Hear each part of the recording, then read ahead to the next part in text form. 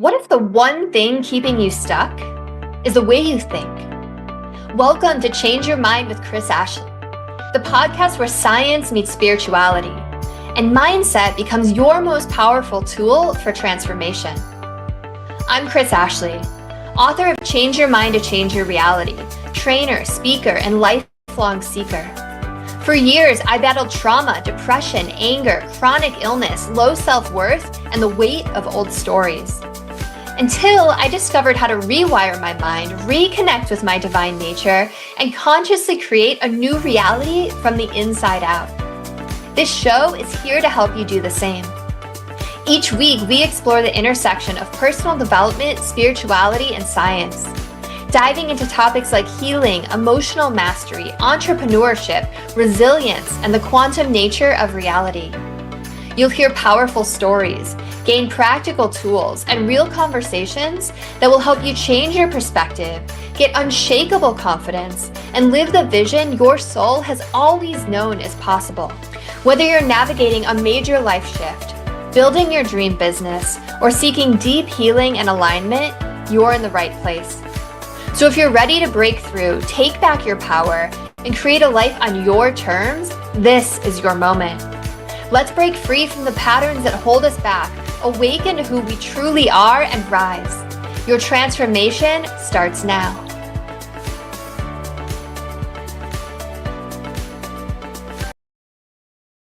To the Change Your Mind podcast, where we explore personal development, spirituality, and science. I'm your host, Chris Ashley. I'm super excited for my guest today. She is a fellow LA Tribune podcaster. But first, before I introduce her, a couple quick announcements. Head over to the links in the show notes. You are going to find links for my lovely guest.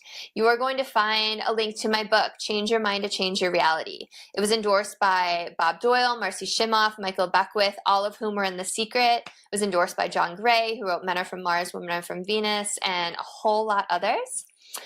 You will also find links to my courses, my coaching, free downloads, ways to sponsor the podcast. And as always, this podcast is part of the Los Angeles Tribune Podcast Network. We're doing a lot in personal development. The other podcasts are phenomenal. You're going to meet Lauren here in a second, so go check it out. All right, so with me, I have Lauren Fields. So Lauren is a life design strategist who empowers ambitious women and growth-driven individuals who feel lost, stuck, or are navigating major life transitions. She helps her clients overcome challenges related to clarity of vision and a stronger relationship to self, guiding them to create the life they desire and unlock their full potential. So welcome, Lauren. I'm so glad you're here. Hi, Chris. Hi, listeners. Thank you so much for having me. I'm so happy you're here. And I didn't read your whole bio, but you just graduated. Was it a master's in psychology? I did. I graduated 1 month ago with a master's in psychology. That's amazing. I feel like there's not that many coaches out there who can kind of have that credential, right? Like you probably bring in like all the mindfulness and all of the science backed, right? Which is mindfulness really cool. And the neuroscience. I like to earn the right. And by that, I mean, I just really wanted to understand the science behind human behavior and how I could really help clients initiate change in their lives. Yeah, that's amazing. I love it. You're like a nerd like I am, and you just love to learn. So that's great. Love to learn. Yeah, the learning never stops. Okay, so I always start all my episodes off the same way, and that's by asking my guests what their origin story is. So what put you on this path to want to learn all of this and to want to be a coach and a psychologist? Sure. So I grew up in San Diego, California, riding horses. Yeah. Show jumping was my favorite thing. I was 6 years old when I started, and eventually at one point was even homeschooled because I was riding and at the stables every single day, competing all over the world. And at 14 years old, I had a freak accident where I was in the show arena, and it was a timed event. It was jumpers. So I was rushing around the corner, galloping towards the jump, and I asked the horse to leave the ground, and he left. It was a bit too far away from the jump. He went down, I went flying. I was life flighted, helicoptered to the hospital, woke up from a coma 3 days later, and was diagnosed with having a traumatic brain injury. And this was at 14 years old. looking back, of course, when I woke up at that event, I never would have imagined now having a background in psychology and understanding the science of what happens to the brain with a traumatic brain injury. But I've kind of come full circle now and feel so grateful that I'm able to realize and teach that it's not what happens to us in life, it's what we choose to do with what happens. Amazing. I love that so much. And I know you and your outlook, and we're going to get to all that, and you're amazing, because that's a really scary thing. And by the way, I was a horseback rider too and started at age 6, but like I didn't have the balls to do show jumping. Like I did like hunter jumpers. Like, that's where I started, the hunter jumpers. And then I was like, let's go fast. Yeah. How high did you jump? I was around 4 feet. Wow. Yeah. That's intense. And I had no idea you were competing all over the world. Like you were definitely at a different level than I was. That's amazing. It was my life. It was my passion. I loved it so much. I went from the hospital to the stables. Oh, really? Yes. And I was ready to get back on. So I was so young, I didn't realize the severity of that event. And then I think what caused me to kind of do the inner work and like really get to know myself and figure out if I was taking really good care of myself was when I had neurological symptoms from a blood spot on my brain from the accident. That was kind of like an aftermath that happened months following. And I was in the hospital having different like MRIs, body scans, tests done to figure out like what was causing certain neurological effects in my body. And then I was like, why is this happening to me? Why me? And it's so easy to get stuck in like, why me? Woe is me. Why did this happen to me? But then it's a mindset flip away from like, I don't want to be a victim anymore. I want to be a visionary. How can I use what I've been through to help others who also may be stuck or struggling and want a better life and future for themselves? Yeah, totally. How was your horse, by the way? Was he okay? He was okay. Okay. Yeah. That's scary. Yeah, I mean, I totally feel you on like, it's so easy to get stuck in victim mode. And eventually, for a lot of us, we like get to that point where we're just like, no, like this can't happen anymore. I can't live like this. So like, how long did that journey take you? Because I like to just ask, because for listeners who are like in it right now, sometimes it's hard to hear like, oh yeah, I just switched it off, because like for me that journey was like decades. Yeah. So like what was that journey like where you were like, okay, enough of the victim mindset? I would say, and it's so interesting because you could never be like, oh, it took me 3 months, it should take you 3 months. Like that process takes a different amount of time for each individual. And you're going to go through it until like, I believe until your soul is ready to like move beyond it and enter like your next chapter. And that time is different for everyone. I like to compare it to a butterfly in the process of its metamorphosis, right? Or when the butterfly's in the cocoon. Yeah, when the caterpillar is in the cocoon. Yeah. The caterpillar's in the cocoon. If you take it out before it's ready, it won't be able to fly because its wings aren't developed yet. So think of yourself as this caterpillar in a cocoon right now. You're going through this metamorphosis and this period of growth and transformation, and you're going to come out when you're ready to come out, once your wings are fully developed and you're ready to fly. And so think of this as an opportunity. How can I, during this period of suffering, struggling, when I'm feeling low, what can I instill in my life that'll help me come out the other side a more liberated, awakened, and evolved human being? Whether you can start reading books on self-improvement, personal development, whether you can start working out, whether you can start journaling, whether you can start listening to podcasts that are uplifting to you, what can you start to work on and create now that's going to get you over the other side to someone that like you're truly proud of and excited to be? Yeah, absolutely. And I was gonna like, what was it that helped you? Was it, I mean, you just listed a bunch of things, but like what pulled you out of that rut? So back to like the time, like the timing that it took, I feel like it's been a journey. Like it's not just like, oops, snap your fingers and you're out of it. It was a progression. I had a surgery. So what was going on with me, a common symptom from a traumatic brain injury is a drop foot. So there's a blood spot on your brain. All of a sudden, one of your feet doesn't lift correctly because the signal's not going from your brain to your foot to lift. Wow. And so out of nowhere, I was young and I was like having difficulty walking. And I was like, how could this happen to someone who's my age. Like, what? To have to think about every step that you have to take. And so I had a surgery that was supposed to help with the symptoms I was having, and it did. And healing from that surgery, and then once I was healed, I then began this path and purpose of like going through health and wellness coaching at the Institute for Integrative Nutrition, doing my yoga teacher training, studying to be a life coach, studying for my master's. And so it's like each of these building blocks of me finally leaning into how can I use what I've been through to help others, and following that path, it started to liberate me, because I felt like I was like pursuing my purpose and following my heart in regard to what I wanted to do. There was a long time where I was working in hospitality, or I was working in real estate, doing these other things on the side. But I was almost like trying to check society's box, being like, yeah, I have a job. Yes, it's this. But it's like, that wasn't what my heart was telling me I wanted to do. And I think the more that you lean into like what it is you know you really want to do, the more you start to come alive, and the more that you come out of that phase of like being stuck. You have to lean into what you know your calling is, or what you feel like your heart wants. And the more you lean into that, and the more that you're authentically you, the sooner you'll come out of that period. So beautifully said. So beautifully said. You and I have so many parallels. I love it. And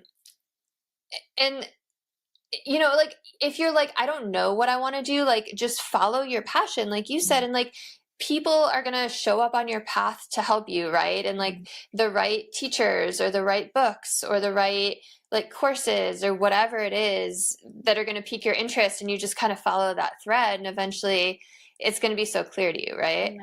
I actually have a moment that I remember in a book that really changed my life, was The Untethered Soul by Michael A. Singer.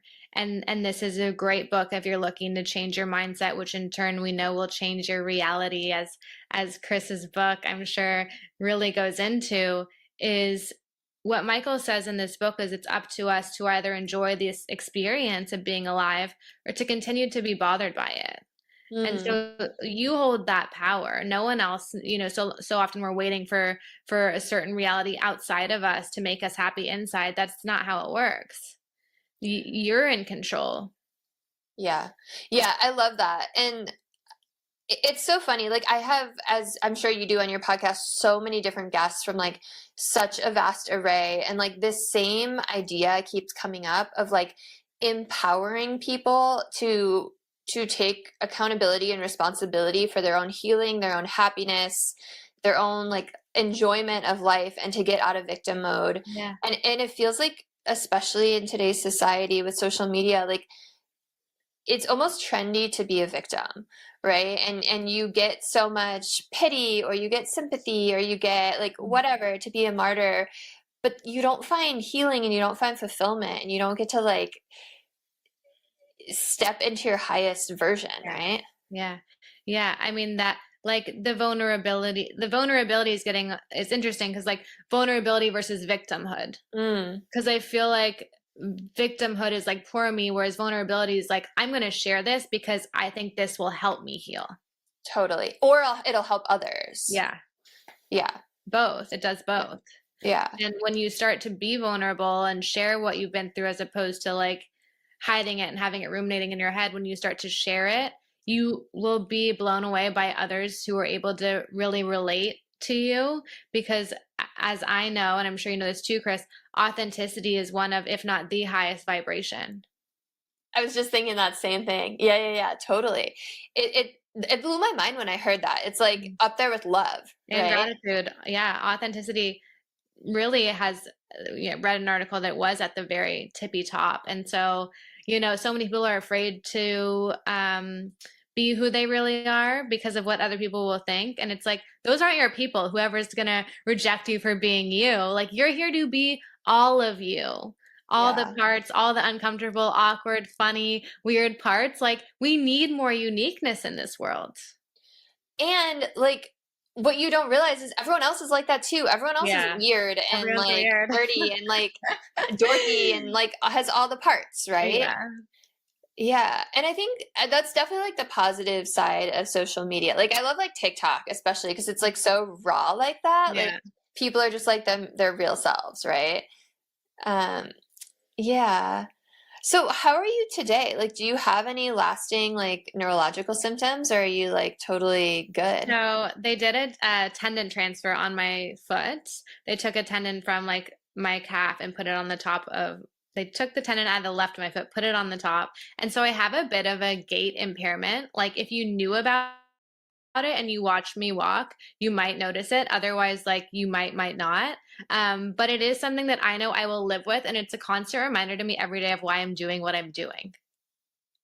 That's like what makes you amazing is you're like, oh yeah, I have this gait thing and it's my reminder that this is incredible and I'm on this Yeah. amazing path. And like Yeah. that's the mindset shift. I Like I'm love that so so like I much. have a story, like I have, I've been in many hospital waiting rooms. I almost lost my life in a horse accident and like I'm here to talk about it and I'm here to say like those events don't need to define us. They can inform us, they can teach us. And we can use them to learn and to grow and to serve. Yeah, absolutely. So speaking of serving, like what do you work one-on-one with clients? Like what does that look like? Yeah, And what are you helping them do? Yeah. I actually have some exciting news, Yeah. Chris, that like I haven't really told many people yet. Ooh. I work one-on-one with clients. And I have my Fieldswell podcast as an extension of the one-on-one work. I am in the process of building out a wellness sanctuary here in San Diego where my clients, will be able to come see me in person. And this will be a center really to focus on your mindset. I was thinking like there's so many places where we can go to work out our bodies or to eat a healthy salad, but where can we go to actually work on our mindset? And this I think is like the most important thing is how That's we're thinking. amazing, and I want to visit it once it's Yes, up. So what's it gonna look like? Like sure. besides seeing you one-on-one, what else do they do there? Yeah. So there will be light therapy, meditation, some sound healing. I really want to create a multi-sensory experience for my clients. And, during our sessions, things like positive affirmations, visualizations, cognitive restructuring, like we're really going to focus in on the mind and get clients in a space and enable them to feel the energy and the frequency of what it is they want to attract and pull into their lives. So a lot of like vision setting, visualization. That sounds amazing. I mean, that's like so up my alley. I can't wait to come visit it. And I can't wait to have you. San Diego, like it doesn't even know what they're getting yet. That's Yeah. incredible. So how far along are you? Have you found like a building? Like Oh, where are you? yeah. I would say we're 1 month out from opening.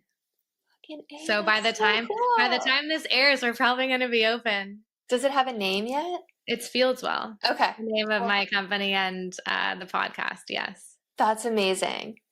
Are you gonna have like other technicians or any like coaches or anyone working for you, or are you gonna do it solo to It's start? going to start just me. Hmm. Of course, I have a bigger vision for it. Want to start doing more events and eventually expand. But to start, it's just going to be me. Amazing. Yeah. That's incredible. Congrats. I'm so Yeah. excited for Thank you. you. In my hometown, which I once believed was far too small to fulfill my dreams. And so it all has come full circle now. And I'm very grateful. I went to middle school 2 blocks away. So That's so cool. yeah. And that's San Diego? It's in San Diego. It's a town called Rancho Santa Fe. Okay, very cool. Yeah. All right, well, if you're listening and you're in SoCal, go check it out. Yeah. Hit me up. Come visit. We'd love to have you. That's so exciting.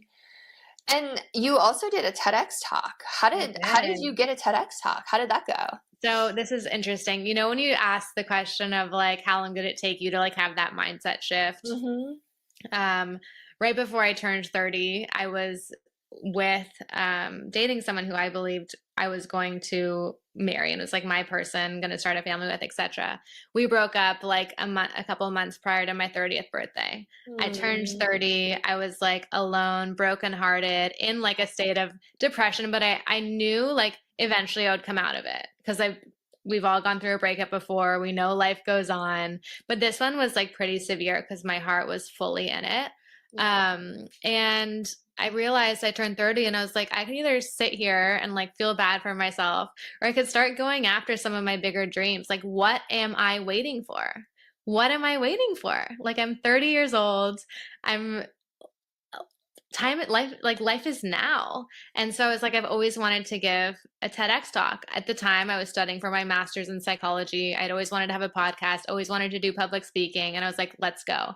So I started researching like TEDx, how to give a TEDx talk, how to apply for a TEDx talk, and I found an amazing individual who helped me like structure the idea that I wanted to speak on.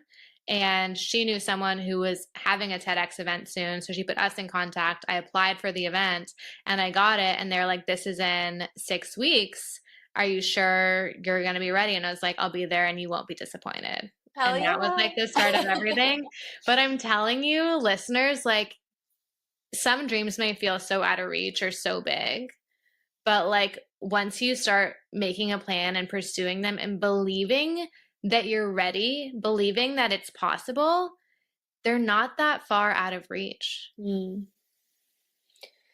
it's amazing. I love that story. Thank you for sharing it. And it's amazing how once you have that vision, that North Star, and you take steps towards it, like the universe just manipulates everything to bring it in front of you. It does. It's really wild. And in that talk, I talk about the horse accident, the traumatic brain injury, but it's really a reference to like anyone. The talk was titled "The Space Between Falling and Getting Back on the Horse," because so often we fall and people say, "Dust your shoulders off, get right back up." But that space between falling and getting back up, that's the space of transformation. And so I talk about what to do in that space so that you're ready to go after whatever your life's calling is once you do get back up. So what do you do in that space? You reflect, rebuild, and recover. So I like the reflect because I'm such a believer in like what you resist persists. And so often we push things away, and I'm sure you know, like we don't want to push our emotions down. We don't want to like, if there's something we don't want happening, we can't just like push it out of our mind. We have to like admit we're going through it and like go through it, right? Go through it, go all the way through it, lean in, like let it be messy, give yourself the time, and love your like wounded, broken parts back together. I love that. There's like a therapy called parts therapy that's totally like that. Have you heard about that? I haven't. It's like literally what you said. It's like loving all the different parts of you. Like you were talking about earlier, like the messy, the funny, the whatever. Well, I was actually reading Gabby Bernstein's new book, Self-Help. Her book, The Universe Has Your Back, was one of the originals I read like around the same time as The Untethered Soul. And it's an amazing book. I highly recommend it. But her book, Self-Help, is about internal family systems therapy, IFS. And it is like we have this family of individuals inside of us, like the 6-year-old who was abandoned by her father, for example, not personally, but like the 6-year-old who felt abandoned, the 20-year-old who was broken up with or like lost her job, like all these parts still live inside of us. And so like to care for and understand each of these different parts and how they may still be showing up in our current reality. I like that. So we have this whole family of individuals of ourselves inside of us. Yeah, that's cool. Because we always hear about like the wounded child, but then there's never the teenager, like the early 20s. Yeah. That's a cool concept. So it was reflect, rebuild, and recover. So what does rebuilding look like? Rebuilding is starting to fill your life with things that are going to elevate your well-being. So we all know, and this is like a major one now, how is your sleep? I've heard that our life needs to be built around our sleep. So I have my Aura ring here, and I prioritize getting around 8 hours of sleep every night. I'm 31 years old. I have a 9 p.m. bedtime. Super fun, I know. But for my productivity and performance, I know that I need that sleep for my ability to show up not only for others, but also for myself. So the sleep, the nutrition, the movement, you're rebuilding yourself. How would you take care of yourself for optimal results? And that is the rebuilding. It's getting not only taking care of yourself, but then also like building a vision for what you want your future to look like and taking steps toward that vision. And then the last step is recover. And I say recover isn't like a final destination. It's an ongoing process. There's always going to be maintenance. We're always day in, day out. Life is so unpredictable. And so we're always in this dynamic like state of recovery where we're doing the maintenance. We're continuing to take care of ourselves. And we have the systems built to work through whatever comes up. I love that. So, well, I just want to talk to the rebuild part. Like, I'm such a biohacker, so I love all of that, even though like with a 1-year-old, like the sleep thing is like, you made a post. Probably like easy for you to say. You just have a puppy. You have a puppy? Is that what you said? I have a puppy. Oh, what kind of puppy? He's a Cavalier King Charles. Oh, he's really cute. His name's Ziggy. He's like 7 months now, so he's out of that baby phase. But 5 a.m. I'm up and I'm like, it's Ziggy time. Yeah. Oh my God. Dogs just bring so much unconditional love. They're such a like the most amazing lesson and gift because they're just happy with you no matter what. And I say, I wish we could all embody this puppy energy. Like whenever we see someone, we're just like happy, wagging our tail, excited to see them. Like the world would be such a much better place. But instead we're like holding all these grudges. We're like distracted. Puppies are so present and so loving. I love that you said that. Like one of my New Year's resolutions has been to be really present with people when I'm talking to them because like you said, it's so easy. Like we all have so much shit going through our heads and like all these filters and everything. And it's like you can really learn something from every single person if you just like drop the judgments, which only come from your own anxiety and your own insecurity and your own fear, right? Or pain. Yeah. But yeah, I love that. Like the puppy energy and like dogs are just like love personified. It's pure. They're just like such pure love. That's cool. They're the best. So the sleep, the biohacking. Yeah. And I mean, it's like we're so much more than our bodies, but we're here in our bodies. So if we can take care of them, like we feel so much better and then we can show up better, right? Yeah. I think our bodies are the vehicle for our spirit, for our energy. And so for our energy to like feel good and really radiate, like it's important to take care of your body. Yeah. And our gut and our mind are connected. So there are messengers going from your gut, which is digesting the food that you're putting in your body. And those messengers go to your brain. Yeah, totally. Absolutely. I'm like, I have my 1-year-old and like, I give him like bone broth and like sauerkraut brine and like butter, like grass-fed butter and like grass-fed steak all the time. My in-laws think I'm crazy, but it's like, it's gut healing. Like babies need it too. Start them young, 100%. When I studied abroad a business semester in London and I worked for celebrity chef Jamie Oliver. And at the time he was starting a food for schools program where he was putting, gardens with fresh produce in schools so children could learn what it meant to like really nourish yourself from a young age because it's really missed in our society, the value of nutrition and a healthy diet. And we grow up with like all these fast food places, school lunches, and we don't realize how much those are affecting our ability to really reach our potential and how much they're impacting how we actually think and show up in life. Oh, totally. And it's like we're eating foods with pesticides, we're eating food with dye, we're giving that to our kids. Yeah. I mean, it's so pertinent with RFK Jr. about to be hopefully confirmed on Wednesday. I'm like, I have so much anxiety around it. I'm like, come on, like someone is finally like caring enough. Like, why is this even like an issue?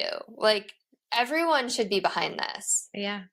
It's so wild to me. And like, I don't know if you're planning on having kids, but like even it just like quadruples when you're a mother. It's just like, oh my God, like I want a world that's like that. Like I don't have to read every freaking label for everything. So I was just on a podcast. I had a registered dietitian on my podcast, and I asked him if he had heard of this app called Yuka.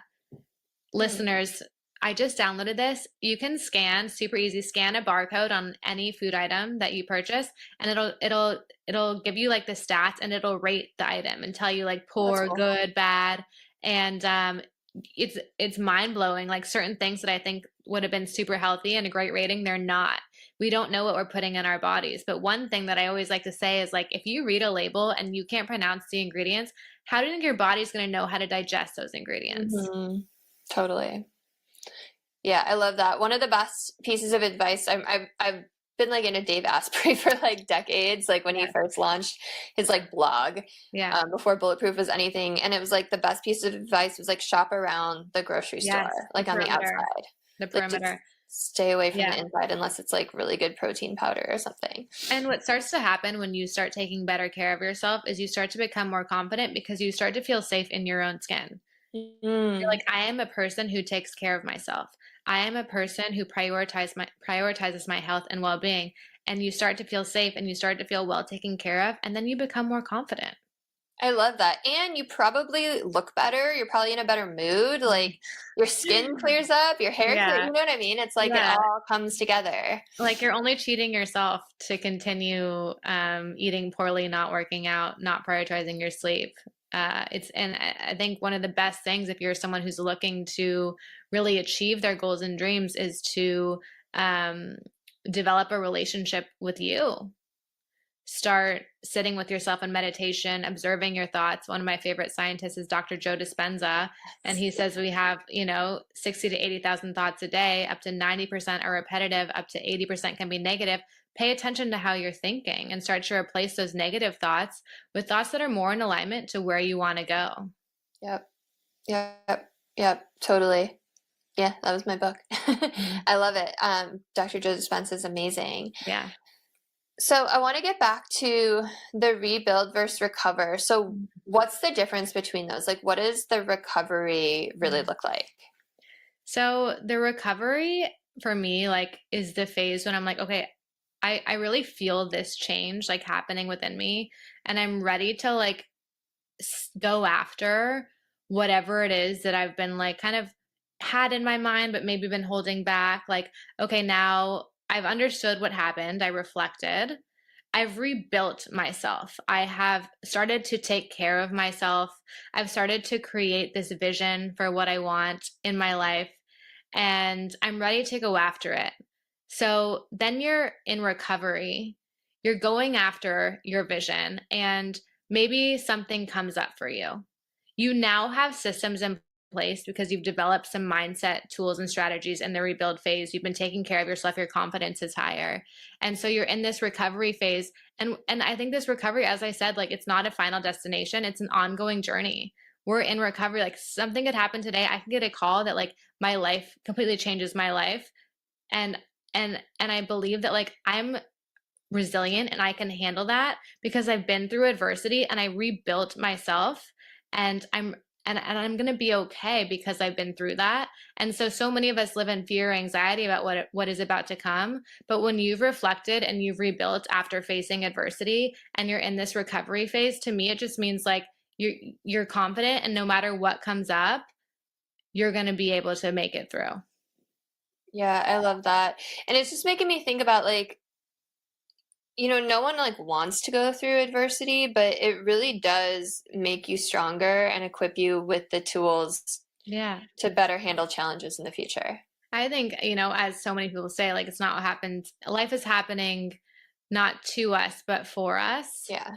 And so I think adversity like brings out our character and teaches us so much. Like, what do they say? Like, an easy life is not worth living. Like, the highs are so much higher once you've like managed the lows and learned the lesson, and like kind of to surrender. We think we know exactly what we want in life, and yes, pursue whatever that calling is, but have faith that it can become so much more than that when you start walking the path. And that if you take a detour, Gabby Bernstein calls them detours or redirection. See redirection as protection.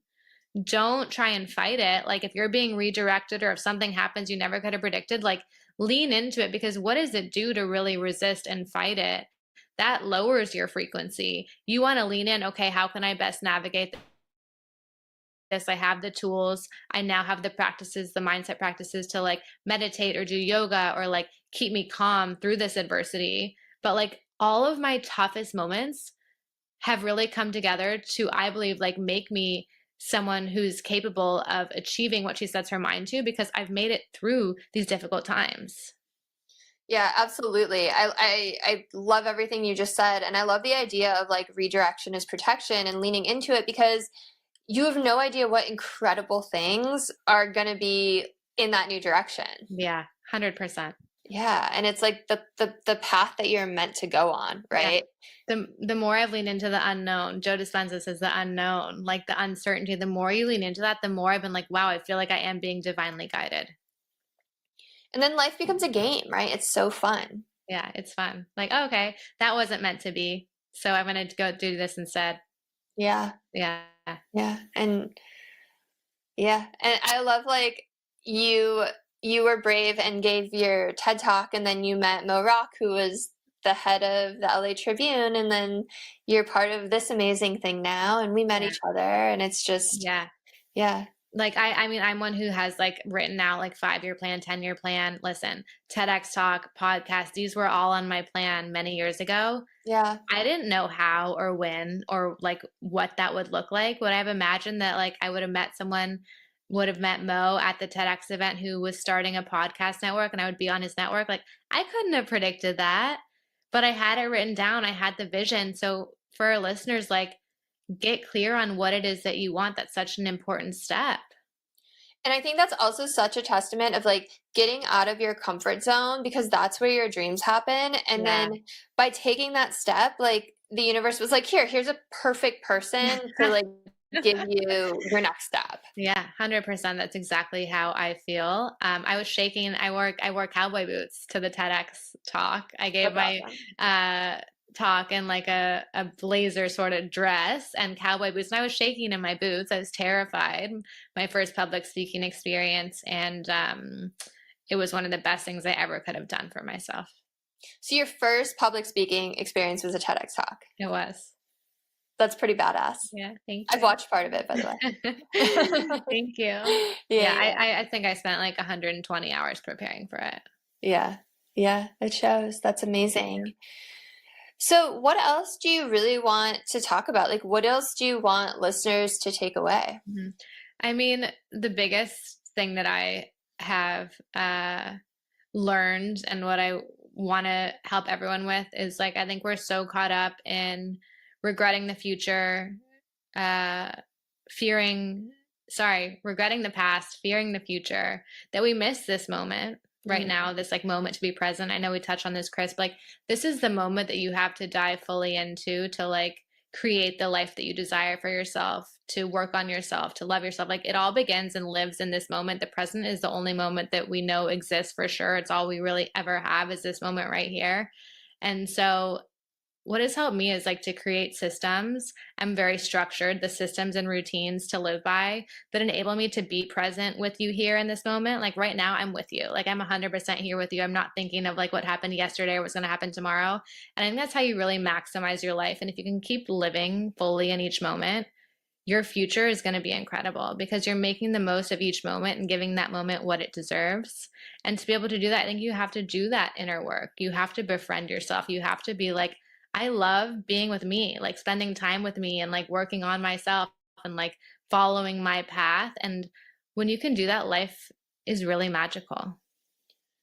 I really love that. And I think that goes back to like you said you have a schedule, but like all of these things that you do in your day to optimize you, right? Like whether it's the sleeping or the red light or the working out or the eating well, it's like it all plays into like being present with yourself and the meditation, right? Meditation. Another big thing, like easy for our listeners, one of the best things I've done, I did a mindfulness, like behavioral change project. And I said, I want to have more mindfulness in my day, more time away from my technology so that I'm like super on from like the second I sit down at my desk till my workday ends. So I'm going to put my phone on sleep mode from like 7 p.m. to 8 a.m. So there's 13 hours. I don't look at my phone or my messages, and it sleeps in the kitchen. And this has given me so much space and time during my day I think we're so glued to our phone. We wake up, we look at our phone for the dopamine hits, all the messages, all the emails. We're so excited to start the day. You're waking up responding to other people's requests, messages, emails, as opposed to starting your day with intention. So my phone's not in my room. I can't roll over and look at it. At one point, I was that girl. This has been one of the biggest things that changed my life. I wake up now. Thank you for this new day. Go sit, do my light therapy, do my meditation visualization, my affirmations. I am love. I am light. I am abundant. I am worthy. And I attract everything I desire. I'm programming my subconscious mind for like the person I want to be. And so I think we have to prime our minds as opposed to letting our minds run our lives. That's so cool. And also, I feel like it's so good for you to not sleep next to like that Wi-Fi, like yeah, in your ear, whatever EMF situation it is. Yeah. But that's so cool. That's like very inspirational. And I think like the two most important times to like really focus on priming your life or like getting into your subconscious are right before you go to sleep and right when you wake up in the morning. So I think that's really cool that you're able to do that. Yeah. Maybe once I don't have kids anymore and I don't have their like pulse ox connected to my phone, really.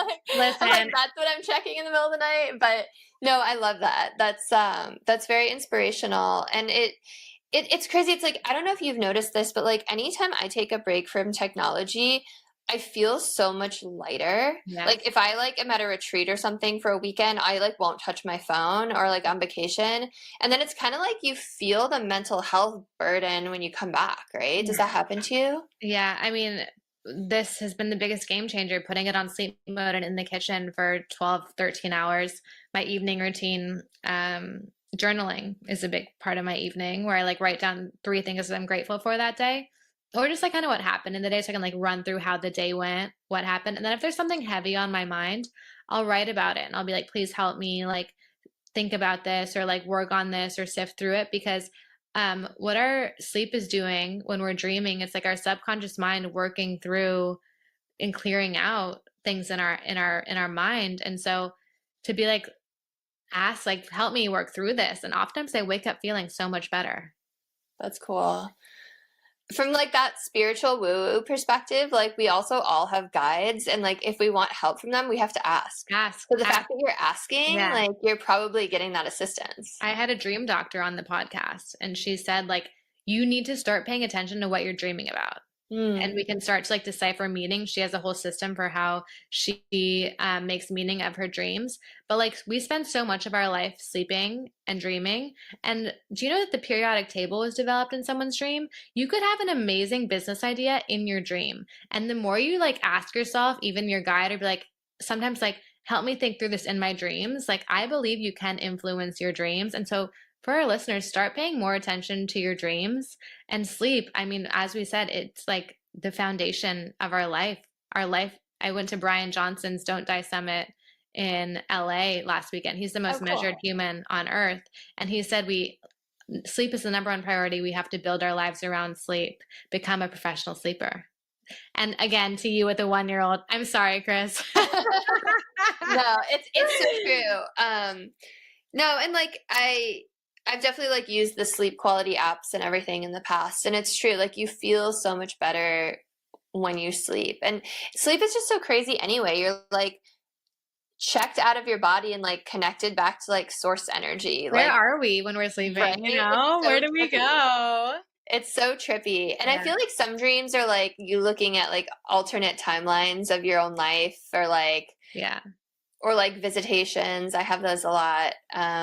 So it's cool. One thing I asked her, I was like, why do we have this recurring dream? Like it's normally like the same man or like, you know, ex or what have you. And she's like, I think it's more of like you really love the version of you that you were in that relationship.